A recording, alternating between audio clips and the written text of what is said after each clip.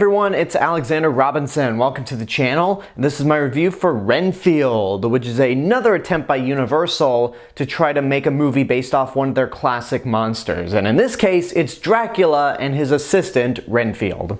This movie actually serves as a sequel to the original 1931 Dracula, and this is confirmed by the movie's director, Chris McKay. They even open up the movie with footage from the original Bela Lugosi Dracula, except they've replaced Bela Lugosi with Nicolas Cage, and Dwight Frye, who played Renfield in that movie, with Nicholas Hoult. But the movie itself takes place in modern day, where Nicholas Hoult is trying to help Dracula regain his powers, but at the same time, Renfield wants to get away from that life. He wants to stop serving his master. He wants to stop being responsible for the death of hundreds of people, and he tries to find a life away from Count Dracula. But unfortunately, while doing this, Renfield finds himself in the middle of a plot involving a crime family in New Orleans, and also an officer who's trying to put this crime family behind bars. The officer is played by Awkwafina, and it's only a matter of time before the Count himself gets involved. So Universal in the last decade have been pretty much struggling with trying to bring back their classic monsters. They had Dracula Untold almost 10 years ago with Luke Evans, which wasn't all that good. And then they had The Mummy starring Tom Cruise from 2017, which was meant to start the dark universe. And we all know what happened there. It still cracks me up to this day that there was a photo with other cast members that were going to be in movies they had planned. That never happened. Thankfully, they found success in 2020 with Leigh Whannell's The Invisible Man remake, which I think is excellent and a great way to update a classic horror movie. And even though the director has said that Renfield is supposed to be a sequel to Bela Lugosi's Dracula, this kind of reinvents the idea of Dracula and Renfield in a different way, similar to how The Invisible Man reinvented the original 1933 film, except this one is more of a comedy.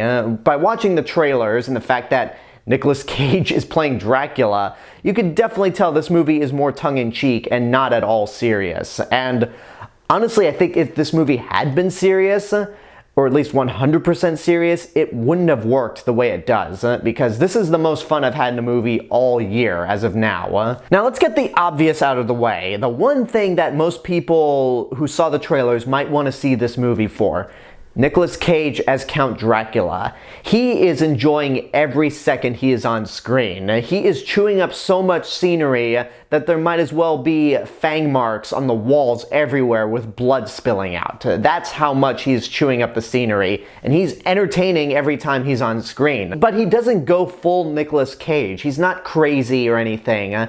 He's just playing an over-the-top version of Count Dracula, but there are a few moments throughout where he can be quite menacing. And there really are a few points where I felt bad for Renfield, played by Nicholas Hoult, who does a really good job as well. Just because Nicolas Cage is the one thing that most people are talking about, that's not to diminish Nicholas Hoult's performance, because he does a really good job at making Renfield very sad, sympathetic, even though he has been Dracula by his side for so long, and you wonder, why did it take you this long to want to get out of it? You kind of feel bad because Dracula, at the end of the day, is pretty much gaslighting this guy. But he does a really good job. He has a good dynamic with Awkwafina in this movie that doesn't really evolve into a romance like I thought it would. And Awkwafina's good as well. She's not really comedic in this movie. There are a few points where she does go off the rails a bit, but not really. She's not over-exaggerated. She's pulled back, quite frankly. But she did a good job as well. Now, the one thing about this movie that I was not expecting was the violence, because oh boy, is this movie gory as hell. It's mostly CG gore. There might be a few practical gore effects throughout, but most of it is CG blood and guts. There's decapitations, there's limbs being torn off. The people that die in this movie don't just die, they kind of explode into a fountain, a geyser of blood. And sure, it's CG, it looks fake, but the fact that they went there is something that made me go, impressive. The violence in this movie is kind of what I wanted to see out of Violent Night, because the biggest problem I had with that is that it's realistic violence, except for how John Leguizamo dies, that it doesn't become fun to watch, and the movie glorifies the violence so much that it just got irritating. It should have been over the top and cartoonish for a concept like an ass-kicking Santa Claus.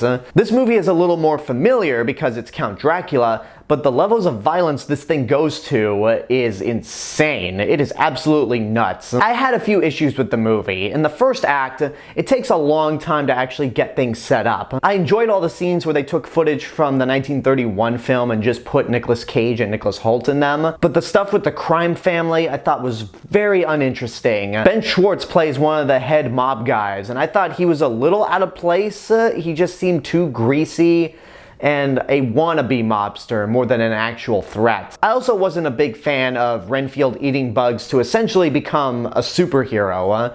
If there's one thing I don't like about the popularity of superhero movies, it's that these aspects kind of bleed into other genres, and you could definitely tell during these action scenes that there's a superhero influence. There were a few points where I was reminded very much of Dracula Untold and even 2017's The Mummy, but not to an extent where I was like turned off by it. Those were some of the things about the trailers that did not interest me at all, but when you actually watch the movie and see how violent it is, I went, okay, I can forgive the superhero aspect because you really went there with the gore. Honestly, the most interesting thing about this movie, outside of, you know, the obvious, was watching Nicholas Hoult's Renfield try to get out of this toxic relationship and do everything possible to be free of the Count's influence. And that kind of plays into the spirit of some of the older Universal monster movies, where the monsters aren't exactly evil in a sense. They're outcasts. I mean, think about it. The Frankenstein's monster,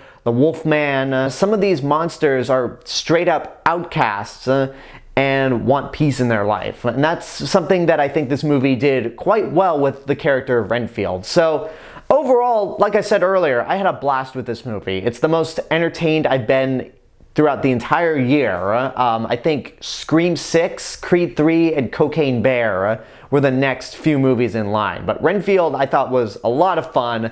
It's not amazing, it's not mind-blowing or anything, but it's entertaining enough that it's worth seeing in your lifetime. The cast does a really good job. It is surprisingly gory and over the top to an extent that you'll be laughing at how gory it is. I just really had a lot of fun with this movie. This was a really clever way to try to reinvent a classic Universal monster without being too generic. So I had a fun time. And there you go, that's my review for Renfield. I hope you enjoyed it. And now I want to know what you guys think about the movie. If you've seen it, what did you think? Whatever the case may be, let me know in the comments below. Don't forget to like the video, subscribe to the channel, and hit the bell button to get notifications. You can also follow me on Facebook, Twitter, Instagram, Letterboxd. I'll see you guys in the next video, but until then, have a good day and take care of yourselves.